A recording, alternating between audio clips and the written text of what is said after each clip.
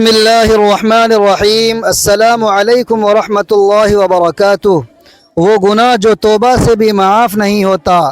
سوچیں، اگر آپ نے کوئی ایسا گناہ کر لیا جس کی معافی کے لیے نہ ایک حج کافی ہو نہ 1000 حج، اگر آپ نے 100 بار نہیں بلکہ 10,000 بار اللہ کے حضور گڑ گڑا کر توبہ کی لیکن پھر بھی وہ گناہ معاف نہ ہو، تصور کریں اگر آپ مکہ مکرمہ جا کر خانہ کعبہ کے سامنے روئیں، مدینہ منورہ جا کر روضہ رسول صلی اللہ علیہ وآلہ وسلم پر گریہ وزاری کریں لیکن وہ گناہ پھر بھی بخشش کے قابل نہ ہو، کیا واقعی کوئی ایسا گناہ ہے جسے معاف کرنا اللہ کے قانون میں شامل نہیں؟ ہاں، ایک ایسا کبیرہ گناہ ہے جس کے لیے قیامت کے دن کوئی شفاعت کام نہیں آئے گی، کوئی دعا، کوئی وسیلہ، کوئی حج، کوئی زکوٰۃ اور کوئی نیکی اسے ختم نہیں کر سکتی۔ لیکن وہ گناہ آخر ہے کیا؟ انسان سے خطائیں ہو جاتی ہیں لیکن ہمارا رب بڑا غفور الرحیم ہے، وہ بخشنے والا اور توبہ قبول کرنے والا ہے۔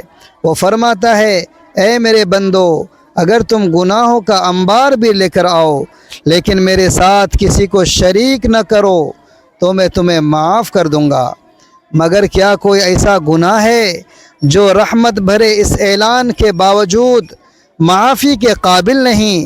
ایک ایسا گناہ جو اگر کسی نے کر لیا تو اس کا انجام انتہائی ہولناک ہوگا۔ یہ وہ جرم ہے جس کا حساب قیامت کے دن نہایت سختی سے لیا جائے گا۔ یہ وہ گناہ ہے جو کرنے والا شاید دنیا میں موج مستی کر لے، مزے کر لے، لیکن آخرت میں اس کا انجام اتنا خوفناک ہوگا کہ زمین و آسمان لرز اٹھیں گے۔ یہ وہ گناہ ہے جس کے مرتکب کے لیے نہ کوئی سفارش ہوگی نہ کوئی بخشش، بلکہ عذاب ہی عذاب اور پچھتاوا ہی پچھتاوا ہوگا۔ آخر وہ کون سا گناہ ہے جس کے بارے میں اتنی سخت وعیدیں نازل ہوئی ہیں؟ آج میں اس ویڈیو میں اس کا ذکر کرنے جا رہا ہوں، اس لیے ویڈیو کو بالکل نہ چھوڑیں۔ محترم ناظرین، دنیا میں بہت سے لوگ لاپرواہی سے زندگی گزار رہے ہیں، گناہوں پر گناہ کیے جا رہے ہیں لیکن انہیں اندازہ نہیں کہ ایک ایسا جرم اس کے نام اعمال میں درج ہو چکا ہے جس کا خمیازہ انہیں بھگتنا پڑے گا۔ قیامت کے دن جب نام اعمال سامنے آئے گا، جب پلسرات سے گزرنے کا وقت آئے گا، جب جہنم کی آگ دھاریں مار رہی ہوگی، تب احساس ہوگا کہ یہ گناہ کتنا بھیانک تھا، لیکن تب وقت ہاتھ سے بالکل نکل چکا ہوگا، تب پچھتاوے کا کوئی فائدہ نہ ہوگا۔ یہ وہ گناہ ہے جس کے متعلق نبی کریم صلی اللہ علیہ وآلہ وسلم نے سخت وعیدیں سنائی ہیں۔ یہ وہ گناہ ہے جس نے کئی امتوں کو برباد کر دیا۔ یہ وہ گناہ ہے جس کے مرتکب پر اللہ تعالیٰ کی لعنت نازل ہوتی ہے۔ مگر وہ گناہ آخر ہے کیا؟ کون سا جرم ہے جو توبہ کے دروازے بند کر دیتا ہے؟ اب وقت آ گیا ہے کہ اس راز سے پردہ اٹھایا جائے۔ محترم ناظرین، اللہ تبارک و تعالی بہت رحم کرنے والا اور مغفرت فرمانے والا ہے، لیکن اس کی رحمت کے باوجود ایک ایسا گناہ ہے جو صرف توبہ سے معاف نہیں ہوتا۔ وہ گناہ ہے حقوق العباد کی پامالی۔ بندوں کے حقوق کی پامالی کے کئی سنگین نقصانات ہیں جو دنیا اور آخرت دونوں میں اثر انداز ہوتے ہیں۔ اگر لوگ ایک دوسرے کے حقوق پامال کریں تو معاشرے میں بد اعتمادی، نفرت اور انتشار پھیلتا ہے۔ کسی کی حق تلفی کرنے والا فرد معاشرتی طور پر بدنام ہو سکتا ہے اور بعض اوقات قانونی کارروائی کا سامنا بھی کرنا پڑتا ہے۔ جب کسی کا حق مارا جاتا ہے تو اس کے دل میں غصہ اور دشمنی پیدا ہو جاتی ہے جو رشتوں کو خراب کر سکتی ہے۔ دوسروں کا حق دبانے والا شخص اندرونی طور پر بے سکونی اور پریشانی محسوس کرتا ہے جس سے ذہنی دباؤ بڑھتا ہے۔ اگر حقوق العباد کا خیال نہ رکھا جائے تو کرپشن، ظلم، دھوکہ دہی اور ناانصافی عام ہو جاتی ہے۔ اللہ تبارک و تعالی نے بندوں کے حقوق کی ادائیگی پر بہت زور دیا ہے اور اس کی خلاف ورزی پر سخت وعیدیں دی ہیں۔ حدیث کے مطابق حقوق العباد کی پامالی کرنے والے کو قیامت کے دن اپنی نیکیاں دینا پڑ سکتی ہیں یا دوسروں کے گناہ اپنے سر لینے پڑ سکتے ہیں۔ بعض روایات میں ہے کہ لوگوں کے حقوق دبانے والوں کو قبر میں بھی عذاب دیا جائے گا۔ اگر کسی کا حق مارا ہو اور وہ معاف نہ کرے تو اللہ بھی اس شخص کی مغفرت نہیں فرمائے گا جب تک مظلوم راضی نہ ہو جائے۔ اگر کوئی حقوق العباد کا مجرم معافی لیے بغیر دنیا سے چلا جائے تو آخرت میں سخت سزا کا سامنا کرنا پڑے گا۔ اگر کسی کا حق مارا ہو تو فوراً معافی مانگیں اور حق لوٹائیں، عدل و انصاف کو اپنائیں اور خود کو ظلم سے بچائیں۔ صدقہ اور نیک اعمال کے ذریعے اپنی غلطیوں کا ازالہ کرنے کی کوشش کریں۔ حقوق العباد کی حفاظت نہ صرف دنیا میں بہتر زندگی کا سبب بنتی ہے بلکہ آخرت میں بھی کامیابی کی ضمانت دیتی ہے۔ اللہ تبارک و تعالی کے حقوق تو محض خالص توبہ اور ندامت سے معاف ہو سکتے ہیں، لیکن بندوں کے حقوق ایسے نہیں کہ بس زبان سے کہہ دیا یا اللہ معاف کر دے، کہہ دیا اور سب ختم ہو گیا، بلکہ جب تک مظلوم کا حق ادا نہ کیا جائے، جب تک جس کا حق مارا گیا ہے وہ معاف نہ کرے، تب تک یہ گناہ معاف نہیں ہوتا۔ یہی وجہ ہے کہ قیامت کے دن سب سے بڑا انصاف حقوق العباد کے معاملے میں ہوگا۔ اگر کسی نے کسی کا مال دبایا، کسی کی عزت پر حملہ کیا، کسی کے ساتھ دھوکہ کیا، کسی کا حق مارا، تو وہ حق اس دن اس کے نیک اعمال سے لے کر پورا کیا جائے گا، اور اگر اعمال کم پڑ گئے تو دوسروں کے گناہ اس پر ڈال دیے جائیں گے اور پھر جہنم اس کا مقدر بن جائے گی۔ اسلام میں حقوق العباد کو بہت زیادہ اہمیت دی گئی ہے۔ یہ اللہ تبارک و تعالی کے وہ قوانین ہیں جو بندوں کے درمیان تعلقات کو بہتر بنانے کے لیے بنائے گئے ہیں۔ ان میں والدین کے حقوق، اولاد کے حقوق، پڑوسیوں کے حقوق، بیوی کے حقوق، شوہر کے حقوق، یتیموں اور مسکینوں کے حقوق، مزدوروں کے حقوق، کاروباری معاملات میں ایمانداری، دوسروں کے مال و دولت کی حفاظت اور انسانوں کے ساتھ اچھا برتاؤ شامل ہے۔ ارشاد باری تعالی ہے، نیکی اور تقوی میں ایک دوسرے کی مدد کرو اور گناہ اور زیادتی میں ایک دوسرے کی مدد نہ کرو۔ سورۃ المائدہ۔ نبی کریم صلی اللہ علیہ وآلہ وسلم نے فرمایا، مسلمان وہ ہے جس کے ہاتھ اور زبان سے دوسرے مسلمان محفوظ رہیں۔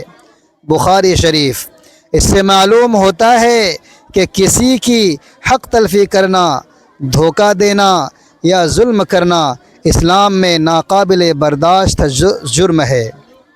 اگر ہم دوسروں کے حقوق ادا نہیں کریں گے تو اللہ تبارک و تعالی ہمارے ساتھ بھی ویسا ہی معاملہ کرے گا۔ قرآن و حدیث میں حقوق العباد پامال کرنے والوں کے لیے سخت وعیدیں بیان کی گئی ہیں۔ اللہ تبارک و تعالی فرماتا ہے، جس نے ذرہ برابر نیکی کی وہ اسے دیکھ لے گا، اور جس نے ذرہ برابر برائی کی وہ بھی اسے دیکھ لے گا۔ سورۃ الزلزال۔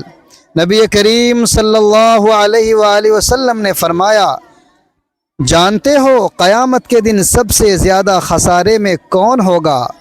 ایک ایسا شخص جو قیامت کے دن نیکیاں لے کر آئے گا، نمازیں پڑھی ہوں گی، روزے رکھے ہوں گے، زکوٰۃ دی ہوگی، لیکن اس نے کسی کو گالی دی تھی، کسی کا حق دبایا تھا، کسی پر ظلم کیا تھا، پس اس کی نیکیاں ان لوگوں میں تقسیم کر دی جائیں گی، اور جب نیکیاں ختم ہو جائیں گی تو دوسروں کے گناہ اس پر ڈال دیے جائیں گے، پھر اسے جہنم میں پھینک دیا جائے گا۔